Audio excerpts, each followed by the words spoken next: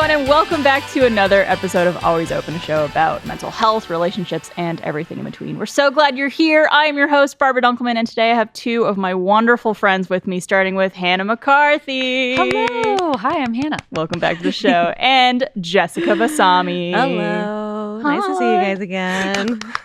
I feel like I always have to clap for myself. I know. You know? Well, yeah, especially when I'm on with like you two. Yeah. Not to say anything bad about anyone else, but you two, I'm like, you guys Just are like my us. closer friends. We're just, yeah. Forget the rest of them. We're so excited. It's just us hanging out. Just hanging. We're just here to hang out. This would be like us going to lunch or brunch together. Yeah. Exactly. Or Except any there are other some things that we would not talk about on this podcast, maybe. But Right? other, You never know. I know. Those are for private conversations. Today it all comes out. I know. Before we get into the show, I also want to take a moment to say thank you to anyone who is a first member. The first members at roosterteeth.com really help make us do these shows, be able to make everything we love, and really support all the content here at Rooster Teeth, including All Good No Worries and Always Open and everything we make. So if you are able to, please sign up for first membership. It's wonderful. It really supports us, and we thank you for it. And if not, at least come over to roosterteeth.com and watch this on the website. Where you can find all other cool You can stuff. find all kinds of Tons stuff of on stuff. the website. It's Yeah. amazing. But So, yes, we have thank a you whole first back members. catalog of some incredible stuff over the years, man. Oh, It's yeah? been yeah. Do you have like a go-to thing that you recommend people when you're like, come check out our website? Like, Oh, yeah. I'm in this show. Well, it's not even I mean, it's Arizona Circle, but it's not because I'm in it. It's just because I just It's like so good. I was going to say Last Laugh. Yeah, Last for Laugh you. is great Yeah. too. Those are all For great. both of you. Haunter, like Yeah. all of them. And then to some of more of my my female friends that are like mental health, definitely this show. Yeah. But This show, obviously. well, obviously, Yeah. That goes without saying. That's an Yeah. obvious. We don't I'll even give have you to say. $20 But- later. yeah. But even like Yeah. $1 Million But like I loved that show too. Yeah. You know? We make a lot of fun Lot of stuff. good We stuff. really do. We've been doing this Yeah. for over 20 years now. So You make a lot of stuff in 20 years. So Yeah. Yeah. Yeah. For sure. it's- Sometimes I get lost. I'm like, God, that we've done all of that. Do you guys ever go through like old photos from many, many years back and are like, man, like I really should have taken in the fact that I was so happy or like I was really enjoying the thing. I knew you were going there. Because like that happens to me so often where I'll go back and I'll look at like memories from a certain time period of my life and I'm just like, at that time I was so stressed out and I was like not happy, but then I look back on it and I go, I had so much fun back then. Yes, 100%. hindsight. I know. It's Yeah. the wild thing about hindsight is like the things in the moment things feel really difficult. And then once you're out of it or you're able to look back with like new perspective, you're like, oh my gosh, this was I was so stressed. And like it really isn't in retrospect, it wasn't that bad. You know? It's so interesting though because we say we feel those feelings of when we look back, we're like, I actually had a lot of fun. But when we were there in the moment and we were being stressed, there is a level of like, did I recognize that I was also having fun? If I'm Right. recognizing it later, I don't know. It's weird the way the brain works in that way. It's what's the Like- saying of like you don't realize you're in the good old days until like you are in the out good of old your- days yeah, right now. current- Yeah, yeah. exactly. Yes. Yeah, it's true. And I think part of it too is just like it's you as you get older. We were literally just talking before we started like about how we're getting old. Which yeah, you're looking at some early to mid 30s ladies up in here. yeah, old ladies. But Which also by entertainment standards, geriatric. Yes. Yeah, at this point. Yes. It's stuff like your not risk tolerance. Well, your risk tolerance might change, but your stress tolerance changes. So Yeah. I think the reality is like when you're going through stuff when you're younger, it is at that point the most stressful thing you've done with. So it's not fair to like That's true. hold yourself in the past to like a standard that you have now of like why would I be that really wasn't that bad because at that time that may have been like one of the biggest things you've ever dealt with and it was new and novel and each time you go That is through true. something your threshold your stress threshold changes so Yeah. you are able to cope with things like that now because you've gone through it so it's Already like, gone through it. Yeah, because I you was just know? thinking, I was like, there's this one shoot for a premium show we did a few years ago where I was just like stressed, panic Yeah. attacks, crying. And then I look back now, I'm like, oh, I could do that shoot again. Yeah. And then I know all the different things I would Yeah. do better and Yeah. improve. And I have the confidence now. But as I look back, of course, but then I was like, I'm lost. I think it kind of just goes to show like how much time really does heal all wounds. Like we talk about like, oh, just give it time. But like honestly, Yeah. time away from something makes you be like, Well, that wasn't a big deal. I know. Yeah. But while you're in it, you're like, ah. Yeah. It's so hard to hold that perspective sometimes, especially when emotions are raging. Yeah. I felt bad because, earlier this summer in June, Trevor broke his finger. Yeah. And this was like as he was essentially just getting into the groove of like working out and like being really physically like active and stuff like that.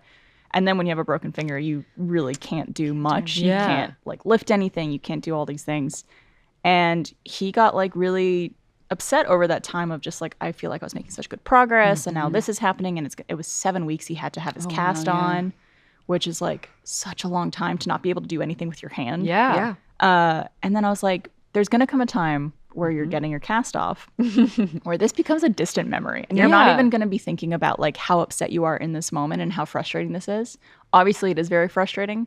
But when you are past this, you're going to look back and be like, I don't even remember those feelings anymore. Yeah. That's good perspective to hold because there have been many times where if there's an event or some big work thing or something hard that's coming up, I always think like the Monday after that, this will all be over with. It's just crazy thinking of the day after it's all over. We think of that reset. Yeah, it's so strange. And I'm thinking just like, it'll all be over after this day. Isn't it crazy how time, you also just like move time so quickly. The next day it's just gone. Everything that you were stressing over is just over. It's weird. True. Wipes. It's true.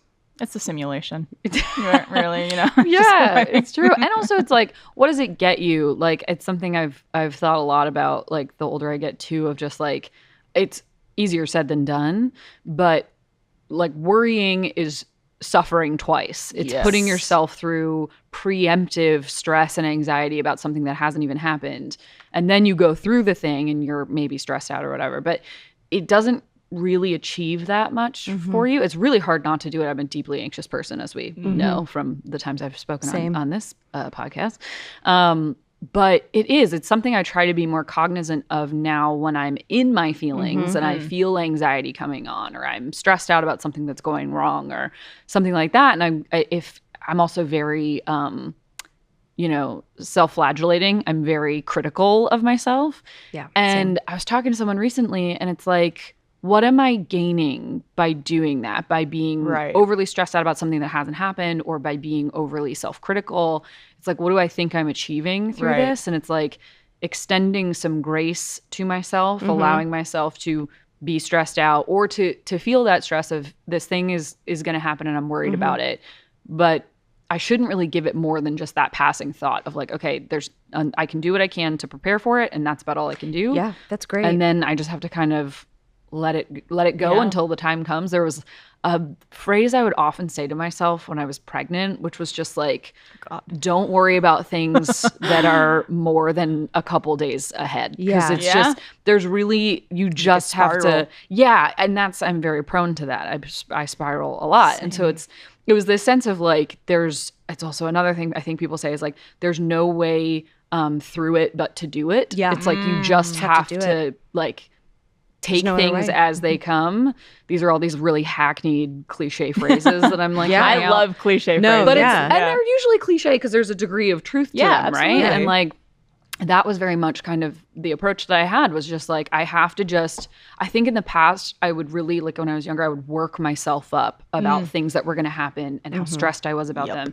And I would sit there and spend forever thinking about all the ways things could go wrong. Don't get me wrong, I still do that, but maybe not to the extent I did. For sure. And it was just such an exhaustive use of energy for something that was all hypothetical. It was all, that's the thing, it's not, it's all what ifs. It's what ifs. And you're not getting a ton out of that other than, I think it's like a survival mechanism where we're like, I can anticipate every possible. Well, I saw a thing about how it actually is a survival perspective of human beings, where it's like, well, let's say you hear a noise in the jungle, in the forest, you're an animal, and like you could run away and go hide.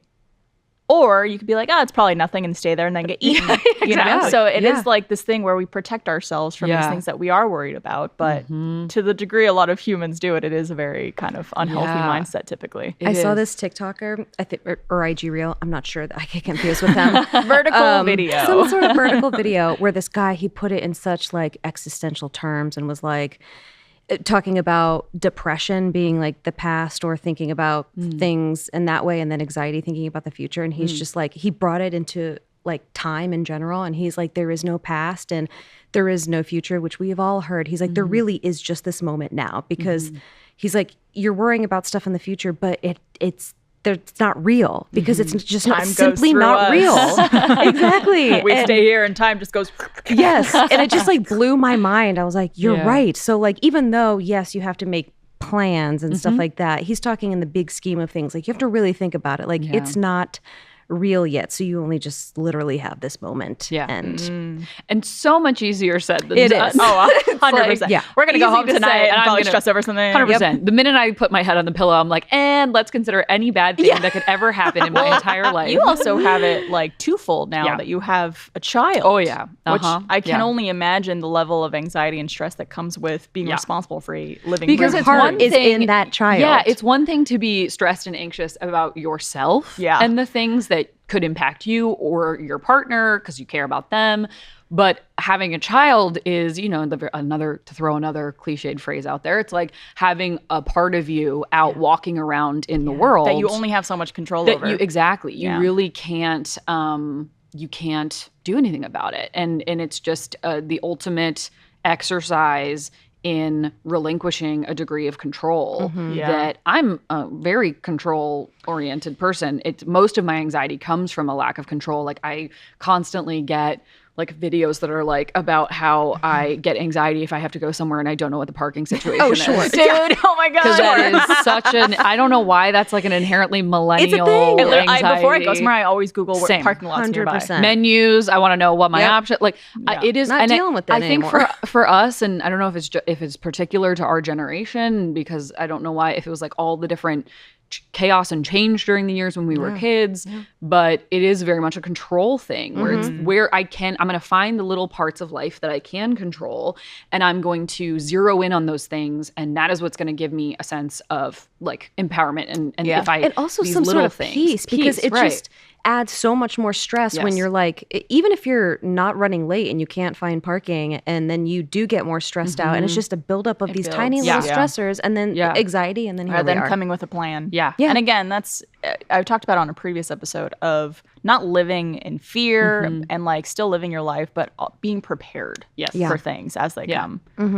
Well, speaking of the future, great. I have a fun would you rather question, which I want to ask you guys. And oftentimes I daydream about what life looks like if I ever like am able to retire into some blissful. This is every day for me. Every day, every single day. Let's talk about it. This is a would you rather of place you would rather retire to. Oh, okay. Either living in a small cottage-like place overlooking rolling hills in the forest, or in a beautiful modern mansion along the beach.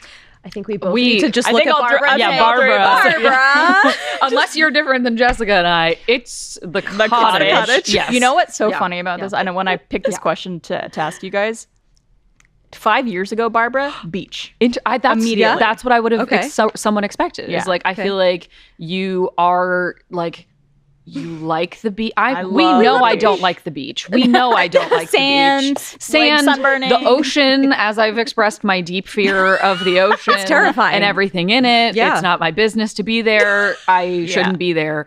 I like the beach from a distance in pictures. Sure. But I don't need to be on it or in it. Especially like all the time, every day. I don't want to live on the beach. Sure. But I do feel like, I know that. Like I think in the past I've talked about you like the water and the ocean and the sun. Years ago, it was my dream to buy a house on the beach and live on the beach and be able to use the beach every day. And like go swimming anytime I want, lay on the, sunbathe anytime I want. But I think I've gotten older or maybe more mature, I don't know what it is. I'm just like, I just want like a cozy little place, and I want to be able to like go into like for walks and hike and forage and do all that stuff. Maybe have my own garden. Yeah. Kate Winslet's house and the holidays. I knew that was exactly what also. It might be a little too small for me. I love it. You've been to the Cotswolds. Right? I have. Yes. I mean, I've even talked about it. Yeah. Like I will. I took so long trying to find the perfect cottage on the Airbnbs, Vrbo, all of the services, all the services, because I knew I was only going to spend like 2 or 3 days there, and I needed it to feel like 100% the way that I wanted it to, like you see in the movies, the cottage in the movies and stuff.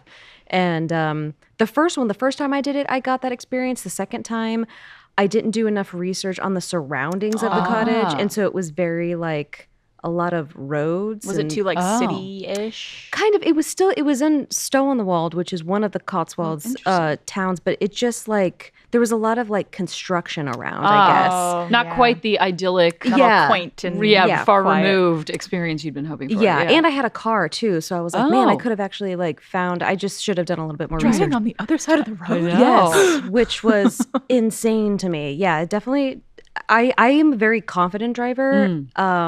So when we went over, I was like, I'm the one driving. I looked at it more of a challenge than just like I'm going to shit myself. I only ran over one curb. I thought you were going to say pedestrian. I was like, I only ran over pause there. one old woman. Yes, I've heard she's fine. Yeah. You know? She was on her way out anyway. One curb. Yeah. Okay. Her toenail one came curb. off. And then, thank God, like Devin was in the car holding the maps because we also don't know where we're going. Sure, yeah. Where during my first roundabout, I like how you say roundabout as if it's a British term and that we don't have them here. Rotary. I was going to say rotary. I'm curious if they even call them roundabouts. roundabout. Well, on the maps, she called them roundabouts. Oh, So okay. I don't know. I don't know. Get in the comments. You know? I know, right? British, UK watchers, viewers. But no, and like I saw, so they have the lines on the street just like we do here, but I guess I missed something and I started like going into the car next to me and he beeps at me. Nothing, we didn't hit each other. It was all fine. But Sure. But Devin, I'm American. yeah.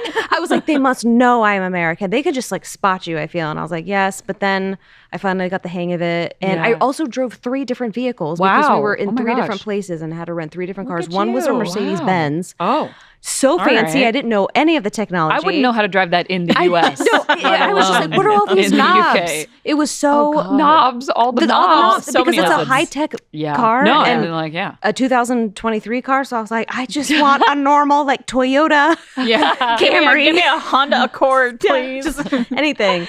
And then of course when I was at Did the they give you like a Cotswolds- lorry? What was your other vehicle? No, the other one. yeah. I told them I was like, "Can you give me a small car?" When I was in the Cotswolds, and they gave me a damn SUV. And I was like, "This is God. hard to maneuver if you're not it was used hard." to it. Yeah. So I was praying to God the entire time, Wow. and He was there for me. he came Nothing through. happened. No pedestrians. Yeah, Yeah. she was. No pedestrians were harmed on your Cotswolds adventure. So okay, thank but so goodness. you have changed your mind from being a mansion on the beach to which I think would still be a very fun way to live. Sure. Although I Yeah. have noticed, so Trevor and I love to watch like house tours and like these big luxurious places just to like. Love looking at people's houses. Well, we also just like to be like, that's ugly. Or like, why would they decorate that room that way? As we sit there eating our breakfast. Ew. But I realized that like, especially with he and I not sure of our like future plans and of like if we want to have a family or not, if it's just going to be me and him, which has been the way we've been leaning mostly. I'm just like, for 2 people, if you have that big of a place, what do you do with it? Like, it seems like such a waste of so many resources and like space and everything like that. I think about that when I see celebrities' homes. Celebrity homes, which is often it just creeps me out, frankly. I mean, maybe this is how you know I didn't grow up in mansions, but I'm like, so many empty rooms. Yeah. Like, someone could be hiding There's in a there. ghost Like, lurking. I'm like, Yeah. I don't know. That's very much my mentality is like, I get the times that I have been home alone as an adult, like without my partner, without Dan, like the house feels weirdly, and we're not in a big house. Yeah. Like we're in a small house. But it's still And I'm like, what do I do with all this space? Yeah, it's so weird, like being in an empty house by yourself. Maybe, I'm sure a lot of people really like it, but to me, like, yeah, the idea of being in a big house with a lot of, barely used rooms is just so wasteful. We watch some of these videos and we're like, I bet you no one has ever touched that room. That no one sat on this that sitting furniture. room in the lobby here, of the downstairs lobby. That no one And ever that's like, comes in. you're the Kardashian family, which they run their freaking business out of their home. And so they have like a giant like industrial kitchen. I don't know if you've seen their pantries and their kitchens, but it's that just makes like, sense. so they have like crew in their house Oh constantly. So I'm like, okay, I guess maybe that makes sense. But if you don't have a crew like them, I don't know. I was like, either if you have like a family, A large that family, uses the yeah. rooms, or Yeah, if yeah, like yeah. you have a lot of friends and parties and stuff that you Yeah. use these spaces for. But I just can't like, Yeah. in my mind, my ideal living situation is like a nice big bedroom with a nice big bathroom, and then like 2 extra bedrooms, maybe 3 actually, because I want my office, Trevor's office, and then I've always dreamed of having a whole room from a closet. Oh my gosh! Like a closet room. You've seen those YouTube closet tours, right? Yeah, They and exist. it's not that I need a big closet. It's just having like a whole space where you could change and like have a full length mirror and all that Your stuff. space. I think the reason there's a lot of reasons I like the idea of the cottage with the forest and the, isolation. There's a lot of reasons. Keyword isolation. Keyword away from the hustle and bustle and anxiety. The rat race. But I do think I think you and I have talked about this, like a version that I would love that I've seen a lot of people talking about is like you get like a giant plot of land with your friends or your family and you all have your own houses, but you're like walkable to each other. My dream. That is incredible. I just want walkable areas. The only thing keeping me from, obviously not the only thing, but one of the major things keeping me from ever moving away from Austin is like this is where all my friends are. Yeah. I just want to be close to my friends and close to the people I like and want to hang out with. And I'm like, man, can we all just like move to Vermont? Oh yeah. And just buy some land together. Find a little plot of land together. I'm gonna get the numbers wrong. Someone can find the actual study or whatever it was from, but I feel like I read something that was saying they've done studies and that your like quality of life, your quality of happiness improves like 50%, maybe more, when you live within 5 miles of like close friends. Yeah, of close friends or family. And that it makes such a meaningful difference on just the quality of your life, your sense of fulfillment, your sociability, your engagement with other people. And part of the struggle is like, if the only option you have to be near your friends is in these highly congested, expensive, hot places, it kind of cuts your options a little bit short. So that's I think why I like the cottage in the woods with if I could have close friends to each other. Yeah, but for, like nearby. Like I don't know that I want like a full-on Hansel and Gretel situation where I'm like completely alone and isolated. A 10-minute drive down the road or something. Yeah, on horseback. If I could take a horseback and get to somebody's house, that'd be great. Something like that. And then, but they still had all of Uber Eats and like all those things available to you. That's the trade-off. Are you willing to, as you grow your own vegetables, Barb, like become your own, total chef? And there's always sacrifice. But yeah, the idea of it is quite lovely. I like that study that you bring up because I'm going to bring up another study that I don't know who it's by or really the specific. This is the best way to provide studies is when you go, I don't remember who wrote it, where I read it. But someone will find the citations. Someone will know. Yeah, and I think we all know this because we as humans are very community oriented. That's just how we also evolved and everything. But study done just at the end. I think it was just like interviewing people that are at the end of their lives. And of course, it always came down to community. And it's really just about the people you love and the stories you tell, which stories are huge, just like community-based situation. We told stories around the campfire and everything. And because sometimes it does get so hard when you think about like, what is my next career move? What house am I gonna buy? What am I doing when really I'm like, I need to take a minute. I need to take a damn minute and like remember in the end what is most important for me and what does happiness look like and success look like and all of that, which has been a real crisis in my life right now. Just thinking all those things recently. So my Nana would always say about money and material things, she would say it's good to enjoy while you're here, because she would always say you can't take it with you. So she was like, it was very much something I thought a lot about when I was younger, where she was like, life is to be lived and to be enjoyed and to be shared. And I think it's the same thing we're talking about with like these mansions. It's like hoarding wealth for what? Like I understand it to a point of if you want to be wealthy to a point where you could live and not have to worry about income and having a job and things that might stress you out in terms of just trying to get by. But like anything over that, it just seems so excessive and unnecessary to me. Fellow succession washers, like that's when you think about, I'm not gonna spoil, but like the way the whole sort of argument around that show was like, at a certain point of wealth and a certain point of power, you're gonna die, and then what now? Like, and what have you? What was it for? Did you actually enjoy the life you had? And so it is one of those things that, again, we're getting existential and old here. But the older you get, I think you think about that kind of stuff of like, what are the things that actually bring me happiness? What are the things that are meaningfully important to me, that bring me satisfaction and are going to be with me longer. It's such a hard balance though, because on one hand, you're trying to save up for retirement so that when you can live, want to retire, you could live with, within the means that you are living in without having to stress about income anymore because you're retired. But then you're also like, well, I want to, use the money I'm making now on the things that I want to enjoy now while I can enjoy them. Like travel, like, you know. While you have the body to do it physically, you're able to like, again, another study I found, and I don't know anything else about it. Don't ask us for citations. No, actually, someone find them, please. No, someone. But I think you guys might have seen this too, where there's a lot of like millennials and Gen Z that are actually spending their money now and not really saving as much as maybe our, parents did. Yeah. And it comes down to they're like, I want to travel the world now when I'm young and able to just like do all the things versus when I'm old and I have don't like a have double any energy. hip replacement. I'm wearing a diaper. Can't walk around all day. Yeah, exactly. Like when I went to Ireland for the first time, I went to the Blarney Stone, walked up the little castle thing, which is very, very tiny, narrow stairs, and there was an older couple there. Oh. I think like in their 60s maybe, but one of them had like a knee replacement and couldn't do the stairs, so she couldn't go up. And I just thought to myself, I'm like, this is why we need to travel. Like I'm young, just why don't I just freaking do it? Yeah, I don't know. Trevor and I are going to go to Scotland in November. Oh my gosh, that's so exciting. Very excited. My first time ever. It's beautiful. I studied abroad there. I can't wait. Gorgeous. I'm going to live, well, I don't think we're staying in any like Airbnbs, but I'm still going to live my cottage dream. Yes, you are. Yeah, savor that. It is. Oh, it's the eternal struggle of life of balancing the need to actually be a living human who has like bodily needs and needs a roof and food. Sigh. And then actually do fulfilling things. It's, the struggle of capitalism. It sure is. All right. Well, let's get into some of our listener struggles.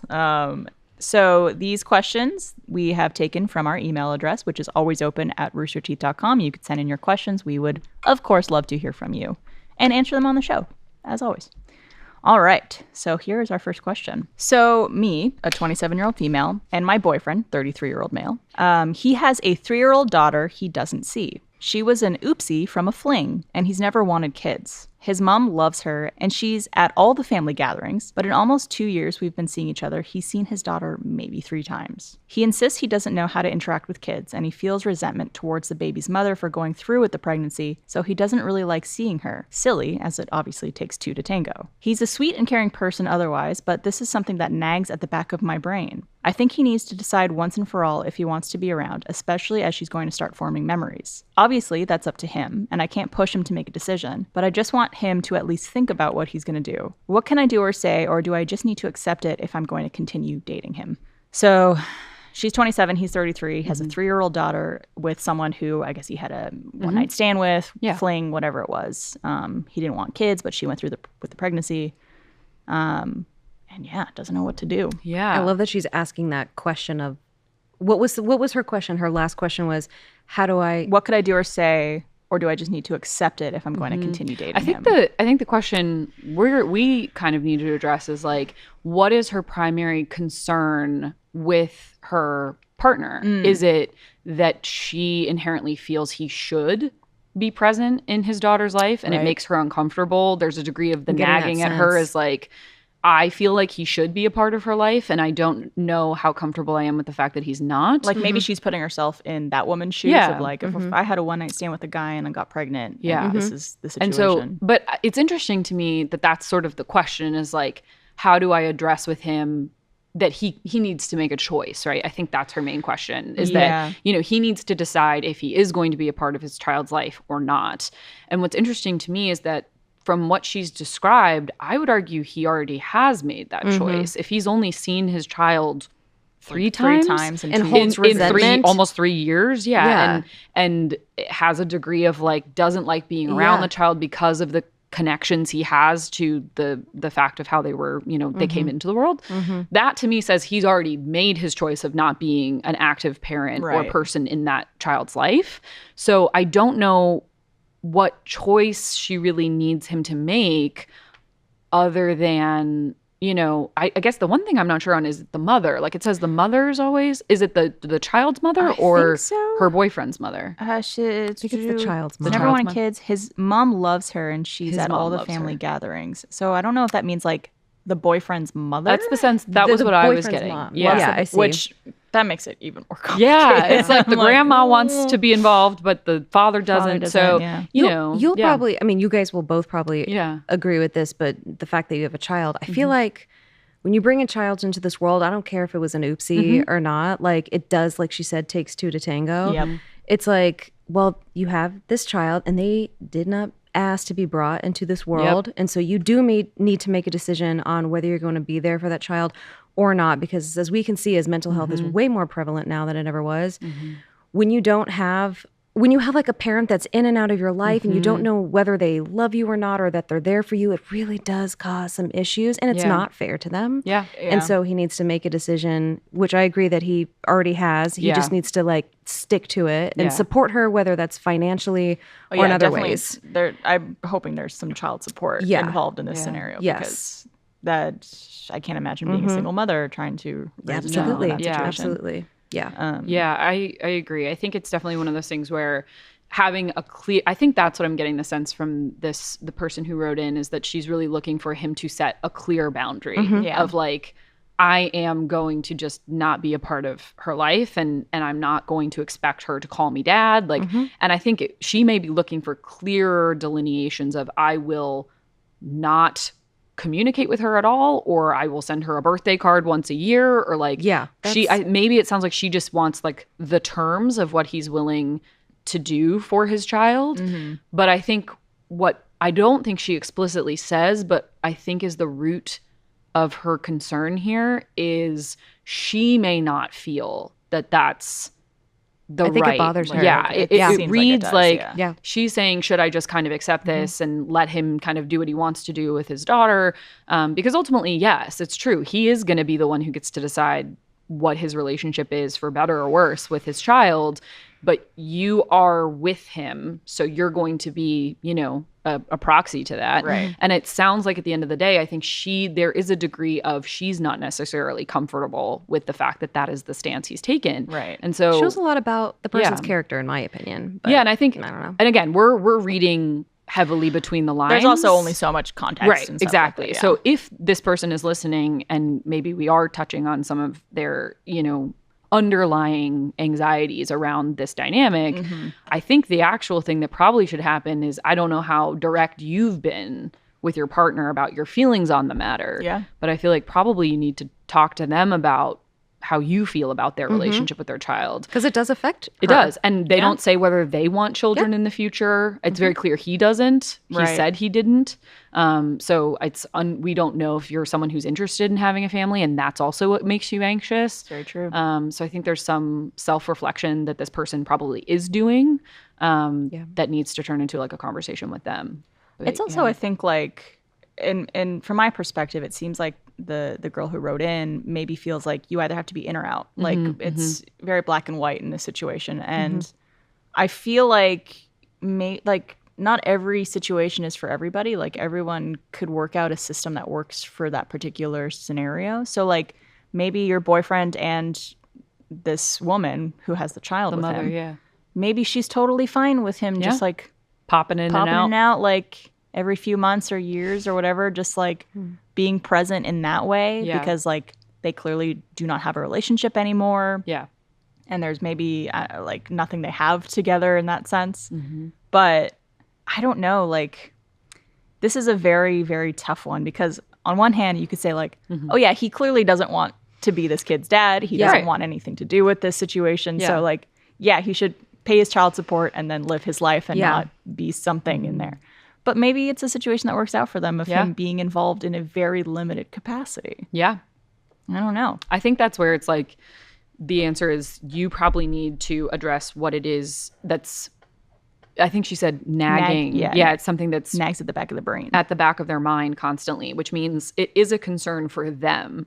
And so I think they need to assess what it is they feel like they want from their partner, because ultimately, like at the end of the day, their partner's relationship with their child and their child's mother is something that they get to decide. And you are certainly impacted by that choice, which is where you have to express what you're comfortable with and what you're willing to be a party to. But you kind of, the only thing you can do is kind of just be honest with with him about what you are comfortable, being a part of. And I think it's more about them setting their own sort of expectations for what that relationship looks like. Yeah. I'm a child of divorce. And so like all I keep like hearing in my brain right now is just like, do whatever is best for the child. Yes. Yep. And like I currently have a situation in my life going on. I'm not related to this person at all, but I'm watching this happen as the little girl is 4 years old now.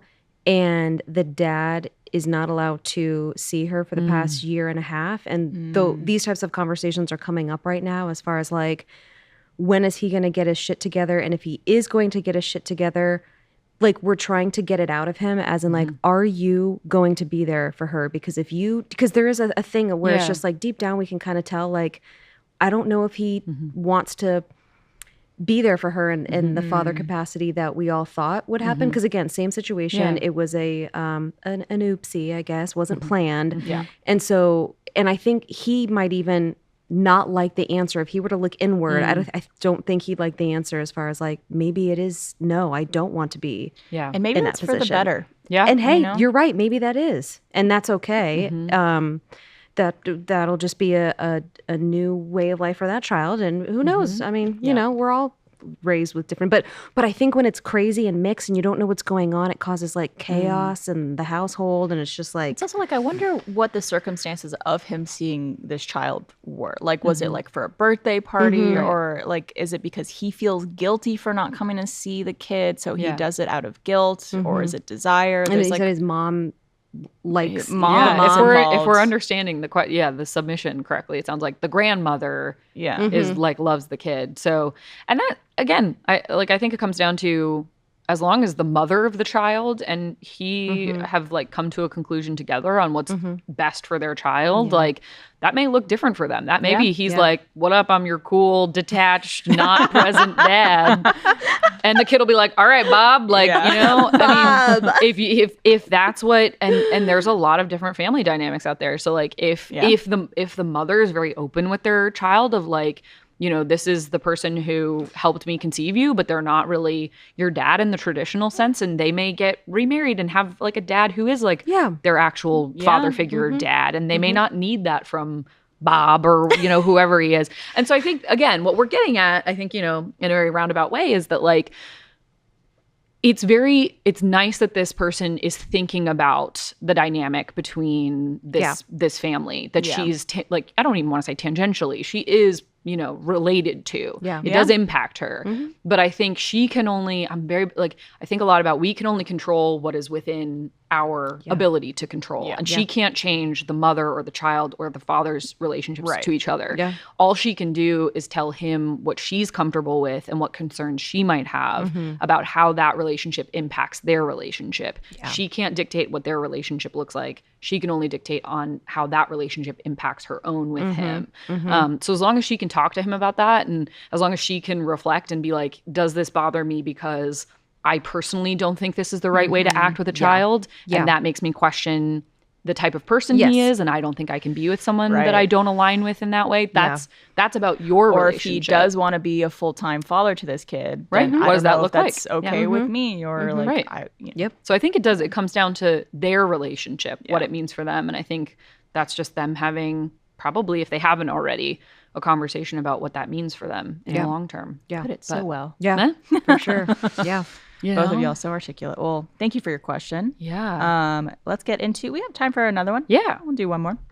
Fall is here, and I don't know about y'all, but this is always one of the busiest times of the year for me. The last thing I want to do after a long day is spend hours preparing a quality meal for myself in the kitchen. Well, thankfully, Factor, which happens to be America's #1 ready-to-eat meal kit, can help you fuel up fast with chef-prepared, ready-to-eat meals delivered straight to your door. You can choose from over 35 meal options every week, and they even have limited-time only fall flavor meals like cranberry pecan chicken and apple Dijon pork chops. The chicken pot pie pasta is one of my new favorites. I tried it recently. It was delicious. The sun-dried tomato chicken is amazing. They even have butter chicken. Everything is amazing and so fast to make as well. This October, get Factor and enjoy eating well without the hassle. Head to factormeals.com/open50 and use the code OPEN50 to get 50% off. That's code OPEN50 at factormeals.com/open50 to get a whopping 50% off. Websites nowadays are full of third-party trackers that analyze your traffic to find out what you do online. The truth is that what you do online is your business, and that's why picking a VPN that will keep your browsing private is crucial. Luckily, NordVPN is the fastest VPN on the market that has over 5,800 servers in 60 countries. In case you don't already know, a virtual private network, or VPN, connects your internet connection and online privacy by creating an encrypted tunnel for your data online. It hides things like your IP address to keep your private information private. NordVPN also defends you from everyday online cyber threats and malware and trackers before they could harm your devices. Exclusive for you guys, grab the NordVPN deal at nordvpn.com/alwaysopen and get an extra subscription time. Try it risk-free now with a 30-day money-back guarantee. Thanks again to NordVPN for sponsoring the show. Go check them out. They're wonderful. So this question reads, my husband and I are 30 years old and live 15 minutes away from our families. My husband's mom is only 25 years older than us. We've always gotten along. Over the years, I've noticed that her friend group is always in their early 30s. She has almost no friends her own age, which is weird. She's very friendly and always inviting us to hang out, go out for dinner, etc. My concern is that she has been guilting us into hanging out with her in recent years, even going as far as outright asking if she's invited to my husband's 30th birthday party, even though we are spending the entire day before his birthday party with them so they could celebrate with him. He doesn't want his parents at the party because it's his chance to see old friends and let loose a bit. Hard to do when your parents are there. Fair. I have an older mom, and although we are close, we are not what I would consider friends. So this situation is odd to me. How do we politely set a boundary between us and my mother-in-law so that we could be friendly when we do see her, but also make it clear that she needs friends her own age? Sincerely, trapped in a cycle of guilt and frustration. Oh, that's great funny. question. Yeah. Oh man, that's so fun. It's not fun. I mean, it's coming from a place of good humored. Yes, you know, yeah, it does seem like they genuinely like their mother-in-law. Yeah. It's more just like, I like you, but I don't need to be with you also you're all my the time. mom. Yeah, you're my mother-in-law You're slash mom. my mom. You if have birthed me from your vagina. Yeah, it's also a different dynamic. I wonder what the dynamic between the mother and the son was when like he was growing up. Yeah. Because I imagine she wasn't friends with his friends while he was like a teenager, early 20s. Yeah. Maybe it's now that they're in their 30s. It's a little more like, oh, well, Now we're both adults. kind of and- similar adult. Yeah. Yeah, because I mean, to be fair, I have friends who are younger than me and older than me. I have friends in like a wide different array of ages and stages of their lives. A lot of that is because of like you work with different people and you just become friends with coworkers who have different ages. But I wouldn't say all of my friends are older than me or younger than me. You know what I mean, like I think that's the thing that is maybe stands out to them. It's like, why is she only, seeking friendship with people in the same age range as her son? And I don't know, again, like we don't know what her work arrangement's like. Like, does she work at like a tanning salon or something? I don't know. Like, where do young people work? I can't tell you where they do, but maybe like you can, I don't want to, assume she's going out and like going, only 30-year-olds can be my friend. Yeah. She's probably not making that choice, but it seems like she from gravitates, the question, she gravitates towards that. And so, age group. But I don't even, we were laughing because I think they already know the answer, which is you just have to set you got to set some boundaries of what's, comfortable. I think that the son needs to talk to his I mom. agree. It's definitely I the don't think son. that pressure should be put on 100% you as the daughter-in-law. Yes. Yeah, Because that could put you and your mother-in-law in an awkward position versus like if it's coming from her son, 100%. being like, I love you, but I also like I want to get drunk. Yeah. I want and I don't want you there. The certain type of like I can't let loose in the certain type of way that I would like to if my parents are there, and like that has to be understood, especially if they're close, if they're friends. I feel like there might be a level of like, well, you could still let loose around me, and it's like I can't. There's definitely friendship. I have my dad always told me this growing up. He was just like, I am, your father. I'm not your friend. Yeah. Granted, yes, now that I'm older, there have been many times where we've like drank together and all of that. But then he knows this as my dad that is 65 years old. There is a limit and a line of when like, okay, I'm going to let you go out with your friends now because I'm your father. There's just that like, and it's so, I find it so cute and sweet. I'm sorry. Maybe that's not the right way to find it, that the mom wants to like hang out with them in this way. It's like charming. I don't know why. It's just cute. Also a credit to the daughter-in-law that she clearly likes her daughter-in-law. Yeah. Like, you know, she wants to hang out with them. Anyway, sorry. Yeah. No, and Definitely. like, it's interesting because I thought about my mom a couple times. So like my mom, again, my parents were divorced and my mom has always been like a young soul. So even though she's 62, she tells me all the time, she's like, all my friends are duds. I hope no one watches this. Oh God, I hope they don't ever see this episode. God. No. Yeah. We can also cut that if you need us to. No, I think it's fine. Yeah. I just but she's like, all my friends are duds. Like they don't want to go out with me. Like even if my mom still was married, she's still such a lively, bright, just young soul type of person. And so she may be more extroverted. They might be more introverted. Yeah. And so I can see, I don't know if this woman, I don't know if my mom would go all the way to the 30s, but she definitely gravitates towards like women in their like 40s and even 50s too, just because they like go out. And even though my mom, yes, is in her 60s, she's just like, I still want to go out and do things. I'm still like having fun. Yeah. So there is that level of like, that's great, but you're still my mother though. And they're just in general, the way that the families work and everything is that sometimes there's lines. There's also like, I don't know, maybe I guess I'm giving too much credit to human beings of having a certain level of awareness. Sure. I feel like if I was a 55-year-old woman and I had a 30-year-old son and daughter-in-law, I'd be like, I don't think they're friends. Yeah. Would necessarily want me hanging out at the birthday party.